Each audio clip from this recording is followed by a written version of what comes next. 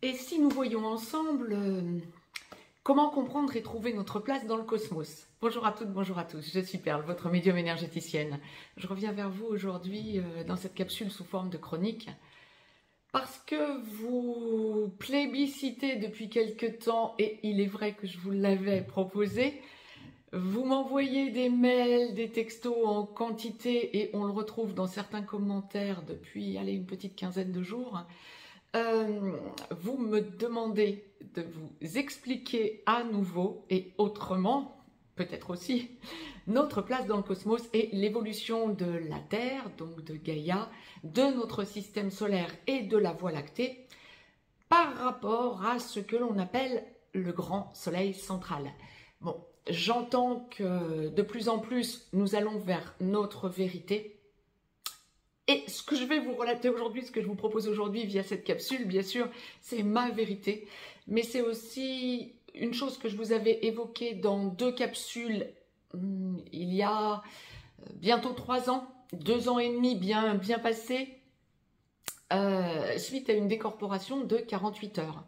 Donc, j'avais eu accès à ce moment-là à des compréhensions fine, on le dira comme ça, de ce que nous avions vécu et de ce que la Terre avait vécu, de la formation de la Terre, de la formation de notre système solaire et de la formation de la Voie lactée suite au Big Bang.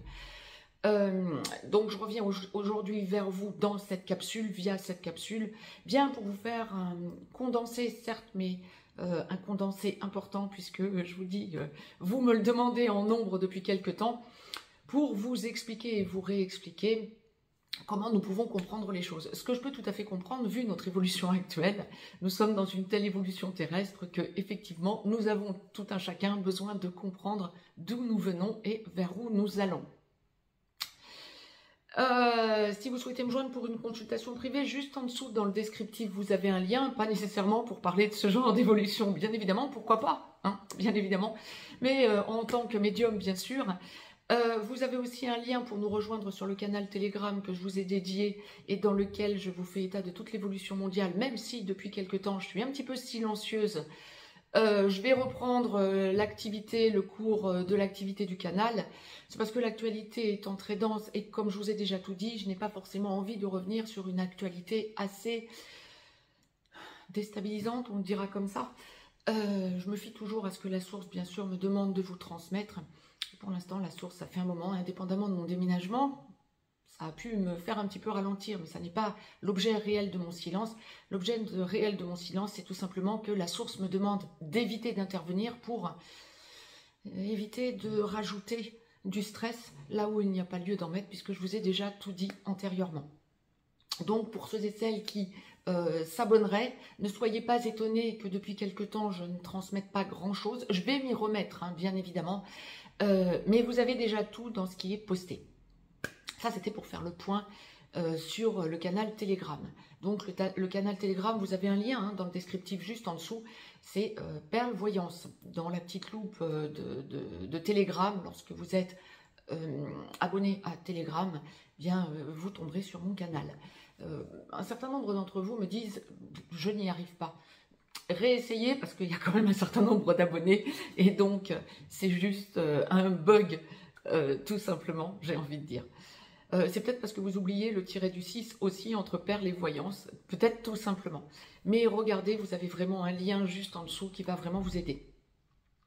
Pour en revenir donc à cette capsule, à l'objet de cette capsule d'aujourd'hui, l'évolution de Gaïa dans le cosmos et donc comment trouver notre place et sentir, comprendre notre évolution par rapport à Gaïa. Oui, nous sommes les hôtes de Gaïa et en tout cas dans cette incarnation, nous sommes incarnés. Et donc effectivement dans cette incarnation, nous avons besoin de trouver notre place dans le cosmos. Là où antérieurement, c'était peut-être une infime minorité qui ressentait ce besoin de comprendre, mais on peut regarder par exemple à l'époque de Platon, déjà, Platon et les philosophes de l'époque essayaient de comprendre quelle était notre place dans le cosmos et d'où nous venions. N'est-ce pas Platon qui aurait parlé par exemple de l'Atlantide, là où personne n'en parlait à l'époque, Bien sûr qu'il y en a eu beaucoup d'autres. Si on regarde Euclide, etc., beaucoup d'autres philosophes et savants, on dira, voire médiums, ne pas perdre de vue quand même que des choses ont été vues par ces grands hommes, en projection, hein, en régression et en projection, qui reflétaient ce que nous vivons aujourd'hui. Par exemple, si l'on regarde Nostradamus, quand bien même Nostradamus aujourd'hui est décrié, parce qu'il semblerait que ce soit la synthèse de plusieurs personnes qui aient donné leur opinion, voire que un certain nombre de personnes travaillant sur la recherche de l'avenir de Gaïa, de la Terre, et sur son passé, d'où nous venions, et cherché dans différents livres, dans différents écrits de différentes civilisations pour comprendre et faire une espèce de globalité, comprendre d'où nous venions et où nous allions. Ceci étant dit, ça a toujours le mérite de débriefer les choses pour voir un petit peu, avoir une idée et voir un petit peu ce qu'il en est dit à différentes époques et dans différentes évolutions terrestres. Ceci étant dit, ce que j'en avais eu comme compréhension, c'est de l'origine des temps, donc avant le Big Bang, ce que nous étions, et ce vers quoi nous allons. Je vous posterai dès demain une capsule vous invitant à pouvoir avoir une seconde chance, on dira, de rattraper ce à quoi vous avez pu passer à côté, par exemple, où vous ne pouviez pas vous déplacer lors de l'événement que nous vous proposions à 8 intervenants le 30 septembre et le 1er octobre passé. Bon nombre d'entre vous, bien sûr, étant beaucoup trop loin géographiquement, ça c'est OK. Il va vous être offert effectivement la possibilité d'avoir dans un lien les 8 interventions, tant au niveau des conférences que des ateliers, sachant que dans les deux cas, et surtout pour les ateliers, mais pour certaines conférences, ça a aussi été le cas par certains intervenants, de pouvoir vous faire des exercices pratiques pour comprendre la multidimensionnalité dans laquelle nous évoluons et d'où nous venons, vers où nous allons, et être le plus autonome possible quant à l'évolution actuelle que nous connaissons aujourd'hui, terrestrement parlant. Je vous en parlerai dans une capsule, donc dès demain, mais en ce qui concerne aujourd'hui, si je fais le lien aujourd'hui avec ce que je vous dis, ce que je viens vous dire dans cette capsule, c'est qu'il y a vraiment un lien, bien évidemment. Notamment ce que je vous proposais lors d'un des 2 ateliers lors de cet événement, c'était justement de comprendre d'où nous venons et vers où nous allons. Aujourd'hui, ce que je vais vous en retracer au plus direct, c'est vraiment la compréhension de ce qu'est le grand soleil central Alcyone et les anneaux d'Alcyone. Alors quand vous visualisez Alcyone, le grand soleil central et ses anneaux, vous pouvez comparer ça, on dira, à Saturne et aux anneaux de Saturne. Mais bien sûr, l'infiniment petit est toujours à l'image de l'infiniment grand. Ça va vous paraître l'infiniment grand Saturne, non, c'est l'infiniment petit par rapport à Alcyone, bien évidemment. La Voie lactée serpente tout autour de l'anneau d'Alcyone, des anneaux d'Alcyone, qui sont constitués de photons. Et nous venons d'entrer depuis 2012, depuis fin 2012, je dis nous venons, pour vous, vous allez dire, ça fait un petit moment déjà, hein, là, Perle, ça fait 11 ans que c'est le cas. Oui, mais 11 ans sur 2000 ans, c'est pas beaucoup. C'est là que je voulais en venir. Oui, nous venons d'enclencher donc l'entrée dans ces anneaux d'Alcyone parce que notre Voie lactée, notre galaxie, la Voie lactée, tous les 13 000 ans, un chouïa moins de 13 000 ans, traverse cet anneau d'Alcyone. Et on a à chaque fois pour 2000 ans. Et à chaque fois, bien en traversant ces anneaux de photons, c'est vraiment vous imaginez, si vous voyez Saturne et les anneaux de Saturne, ça vous donne une idée de ce dans quoi nous passons de façon surdimensionnée. La Voie lactée en a donc grosso modo pour 2000 ans.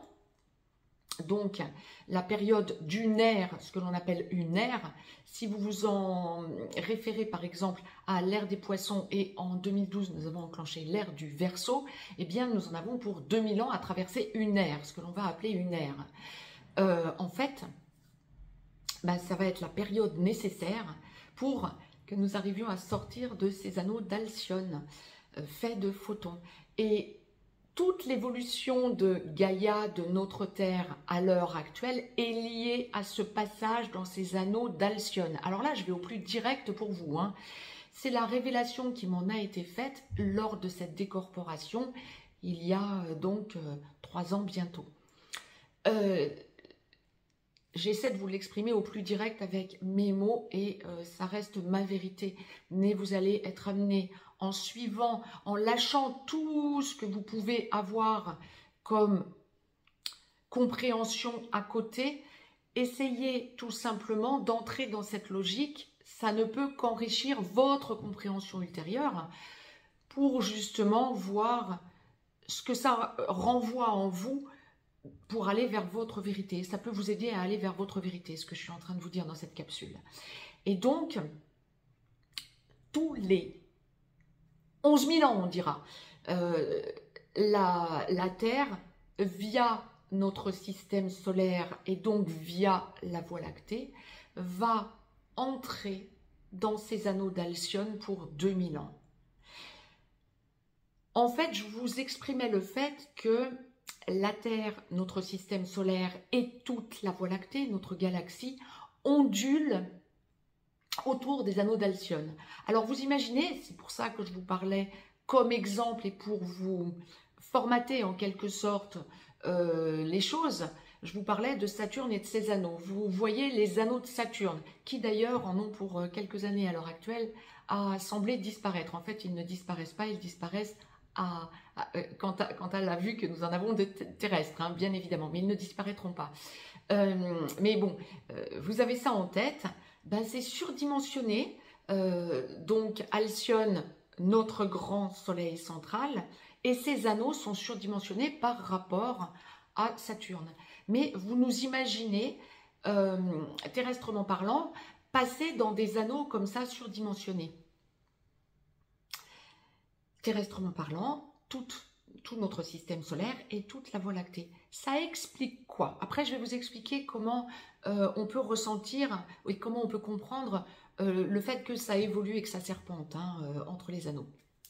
Enfin, oui, que ça passe et que ça repasse dans les anneaux et que ça en a pour 2000 ans. Ça crée quoi? Bien, vous avez forcément entendu parler, et d'ailleurs je vous l'ai relaté dans une capsule il y a peu de temps, que nous ressentions fortement des éjections de masse coronale de notre soleil, notre soleil, de notre système solaire. Il y a des boules de feu qui échappent régulièrement du soleil. Le soleil perd de sa masse en quelque sorte et l'envoie dans le cosmos, surtout dans le système solaire. Et régulièrement, ça vient impacter le bouclier terrestre. Alors, la stratosphère, la ionosphère et tout le reste n'en peuvent plus de servir de bouclier en ce moment, depuis quelque temps, et sont impactés et réimpactés, etc., par ces déjections de masse solaire, par ces éjections de masse coronale, à tel point que par moment, nous avons l'impression, ce n'est pas qu'une impression, qu'une éjection de masse coronale de notre soleil est tellement puissante qu'elle dégage un mini-soleil de notre soleil en masse. Ça fait une masse solaire qui donne l'impression que c'est un mini-soleil qui est évacué du soleil. Bien sûr que le soleil se régénère et se régénère notamment via la Voie lactée par Alcyone, le grand soleil central. Donc, Le Soleil perd de la masse coronale, mais l'infiniment petit étant à l'image de l'infiniment grand, ça va s'apparenter par exemple à quand vous sentez, vous, artisans de lumière, que vous êtes en perte de lumière, eh bien en dormant, mais surtout en vous ancrant, en méditant, en sentant la connexion à la source, vous allez sentir que vous vous régénérez et que vous récupérez de votre puissance. Ben, c'est exactement pareil pour notre soleil, à l'échelle surdimensionnée par rapport à nous, bien sûr. L'infiniment petit est toujours à l'image de l'infiniment grand. Et donc, c'est exactement ce qui se passe pour notre soleil. Donc, quand il perd de la masse coronale, il se ressource d'une certaine manière. Il se ressource tout court, pas d'une certaine manière, il se ressource. Mais par contre, nous en sommes impactés terrestrement parlant. Les autres planètes de notre système solaire en sont impactées aussi. Et ça, c'est lié. L'accélération de ces éjections de masse coronale, notamment vers la Terre de notre Soleil, c'est lié à l'activité de la Voie lactée quant au fait que nous passons dans l'anneau d'Alcyone. D'ailleurs, les scientifiques, les astrophysiciens se rendent compte que certaines planètes, notamment les planètes gazeuses de notre système solaire par exemple, mais des autres systèmes solaires qui font aussi partie de la Voie lactée, il n'y a pas que la Terre, hein, il n'y a pas que le système solaire, notre système solaire qui existe dans la Voie lactée, bien évidemment. Hein. Donc les autres systèmes solaires qui font partie de la Voie lactée voient leurs planètes, notamment gazeuses, changer de forme. Il y a une déformation au fil du temps, voire une déformation qui s'accélère. C'est normal, nous passons dans les anneaux de photons. Donc, ça a un impact et ça crée un changement d'énergie de chacune des planètes. Et quand nous regardons notre Terre, qui n'est pas une planète gazeuse, mais une planète tellurique, eh bien Gaïa ne se déforme pas, quoique un chouïa, si les astrophysiciens s'en rendent compte. Mais ça ne va pas forcément être ce qui va être le plus visible. Ce qui est le plus visible, c'est l'inversion des pôles. Et l'inversion des pôles, ben, c'est comme tous les 13 000 ans, grosso modo. Et là, nous allons en revenir donc à la compréhension de ce que nous avons à en tirer par rapport à la Voie lactée qui passe dans cet anneau d'Alcyone, dans ces anneaux d'Alcyone, formés avant tout de photons. C'est qu'à chaque fois que le système solaire, donc à chaque fois que Gaïa, le système solaire et la Voie lactée passent dans ces anneaux de photons tous les 13 000 ans, et donc il reste 2000 ans, ça inverse, par exemple, terrestrement parlant pour Gaïa, ça inverse les pôles. On a une inversion des pôles magnétiques.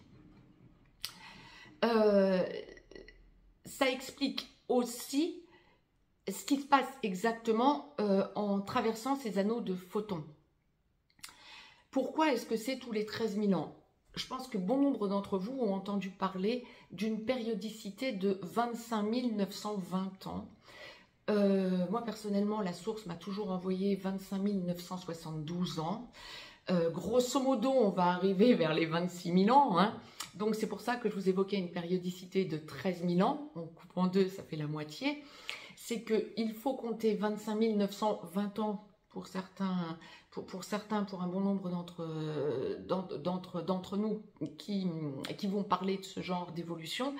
Et moi, c'est ce que je vous disais, la source m'a toujours envoyé 25 972 ans, mais grosso modo, à 52 ans près, on tombe dans la même périodicité. Tous les 13 000 ans, un peu moins, un chouïa moins, vous divisez en deux, 25 972, vous le divisez en deux, on va donc passer, on va enclencher le passage dans les anneaux d'Alcyone. En fait, toute la Voie lactée va onduler autour des anneaux d'Alcyone. C'est ce qui la stabilise. Vous, ce qui va vous stabiliser terrestrement parlant, ça va être le champ magnétique de la Terre. C'est ce qui va nous permettre de tenir debout, de ne pas tomber, d'évoluer, de pouvoir nous déplacer. C'est ce qui fait pousser, par exemple, le maïs droit, le blé droit, etc. Et le maillage magnétique de la Terre est effectivement étant grosso modo à 1,50 m au-dessus du plancher des vaches, hein, quelles que soient les collines et les montagnes, Ça explique aussi le maillage magnétique étant aussi bien à l'horizontale qu'à la verticale. Ça explique aussi que certains arbres ou certains végétaux puissent prendre des courbures. Hein. Ça, je vous l'expliquerai, ou je reviendrai dessus si ça vous intéresse pour certains d'entre vous. Je vous l'expliquerai dans une autre vidéo. Mais c'était juste une parenthèse. Mais ne pas perdre de vue que ce qui nous permet d'être droit et de tenir debout, c'est bien sûr le maillage magnétique de la Terre, entre autres, mais en grande partie. Eh bien, ce qui permet à la Voie lactée de ne pas partir dans le cosmos n'importe où, ça va être le fait qu'elle ondule autour de ces anneaux d'Alcyone. Et tous les 11 000 ans, grosso modo, elle va repasser dans ces anneaux d'Alcyone durant 2000 ans. C'est ce qui stabilise la Voie lactée pour qu'elle ne soit pas perdue dans le cosmos, d'une part, mais pour se reconstituer et finir sa course à un moment donné, parce que bien sûr, c'est comme, encore une fois, l'infiniment petit est à l'image de l'infiniment grand, c'est comme tout arrive un moment où la Voie lactée va retourner à l'origine des temps où elle était et retrouver sa place dans le grand tout en quelque sorte que représente Alcyone. Et en tournant, en ondulant, en ondoyant autour de ces anneaux d'Alcyone, elle se rapproche au fil du temps du centre d'Alcyone. On en est encore loin du centre, hein. N'ayez aucune inquiétude, c'est pas pour demain que la Voie lactée va retourner au centre d'Alcyone et donc disparaître de cet immense cosmos donc, dans lequel elle évolue, entre autres. Encore une fois, il y a beaucoup de galaxies, il n'y a pas que la Voie lactée, qui ondulent autour de ces anneaux d'Alcyone et qui se stabilisent autour de ces anneaux d'Alcyone. Maintenant, pour être un petit peu plus complète encore, et là ça va être un peu plus technique, bon nombre d'entre vous ont entendu parler du fait qu'il n'y a pas, par exemple, 12 signes astrologiquement parlant, mais il y en aurait 13. Le Serpentaire, je pense que bon nombre d'entre vous en ont entendu parler. La réponse que j'en ai eue, alors pour que l'astrologie et la numérologie, pour moi, aient été des passions et le soient encore, j'ai toujours été amenée à essayer de comprendre ce qu'était ce 13e signe et pourquoi on n'en avait pas plus de retours astrologiquement parlant pour que ça fasse partie d'une certaine astrologie globale. En fait, la réponse m'est arrivée et c'est quelque chose que je vais essayer de vous retransmettre. Je l'avais déjà tenté donc il y a bientôt 3 ans dans les 2 capsules que je vous avais postées. Là, je vais tenter de vous l'expliquer au plus direct. En tout cas, ça reste ma vérité et c'est comme cela que la source me l'a présenté lorsque j'ai eu cette décorporation de 48 heures.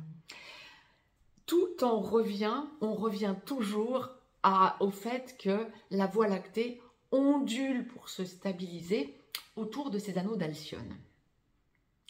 En fait, la Voie lactée ondule, mais l'infiniment petit étant toujours à l'image de l'infiniment grand, la Voie lactée, tout comme nous avons de l'ADN, et c'est notre ADN qui nous permet d'être ce que nous sommes, la Voie lactée, à l'échelle surdimensionnée, on peut constater qu'elle fonctionne de la même manière. On se rend compte qu'elle tourne dans le sens des aiguilles d'une montre, donc dans le sens des chakras. Elle tourne en ondulant. Alors, elle ondule autour des anneaux d'Alcyone et en même temps, elle tourne tout en ondulant. Et en fait, nous nous rendons compte que tous les 25 972 ans, son positionnement en tournant nous montre un changement sidéral qui donne l'impression que nous tournons dans le cosmos autour non pas de 12 positionnements qui correspondent aujourd'hui à nos 12 repères astraux, votre signe solaire par exemple, mais nous avons l'impression qu'il y en a un 13e. C'est parce que la Voie lactée tourne dans le sens des aiguilles d'une montre, bien sûr au sens beaucoup plus ralenti par rapport à ce que notre ADN tourne, hein, bien sûr, hein, évidemment, mais ça explique cette impression de 13e signe. Non, il y en a bien que 12, d'ailleurs, 12 étant un nombre fondamental entre la Terre et la source. Hein.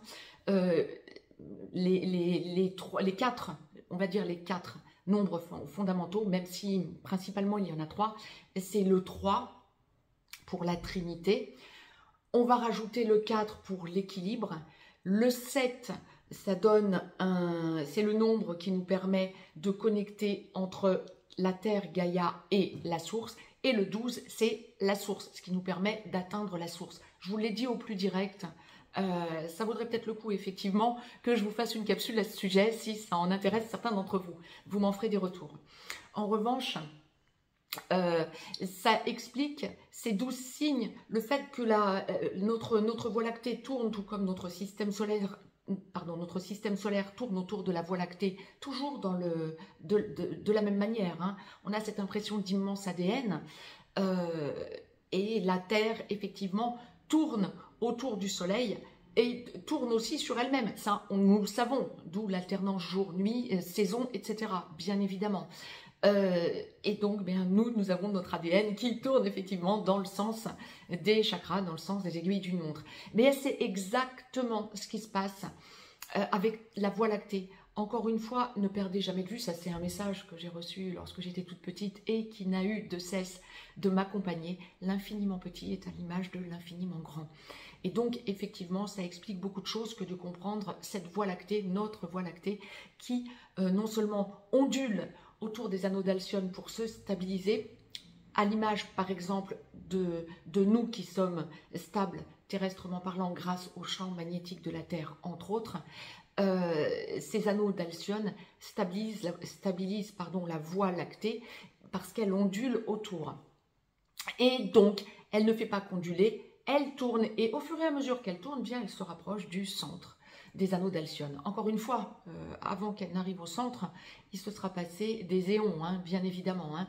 Et donc, à un moment donné, le grand soleil central Alcyone et ses anneaux d'Alcyone étant, comment je vous dirais, un trou noir surdimensionné, nous finirons par rejoindre le centre. Nous ne serons plus là, hein, franchement, hein, bien évidemment. Mais la Gaïa, notre système solaire et la Voie lactée finiront par rejoindre le centre pour aller vers ce que l'on appelle pour rejoindre donc la singularité, pour être absorbé par ce trou noir. J'ai été le plus concis possible pour vous expliquer ce que l'on m'avait révélé. Je vous encouragerai encore une fois, si vous voulez en savoir plus, à peut-être regarder la capsule donc, que je vous posterai demain relative à l'événement des 30 septembre et 1er octobre, parce que des tas de choses ont été dites notamment à ce sujet, mais aussi sur d'autres sujets pour vous permettre d'évoluer dans l'époque que nous avons enclenchée et que nous avons à traverser, qui est une époque d'immenses changements, et il faut le voir comme des changements positifs, bien évidemment. Je reviendrai vers vous, bien évidemment, pour des capsules explicatives de tout un tas d'autres sujets, et peut-être ce sujet aussi. N'hésitez pas à partager cette vidéo, à vous abonner à cette chaîne de façon à recevoir les capsules en temps et en heure dans votre enfilade YouTube, et à me mettre un pouce vers le haut, ça me fera plaisir. Je vous embrasse et je vous dis très très belle journée à toutes et à tous déjà, et à très vite. Je vous embrasse.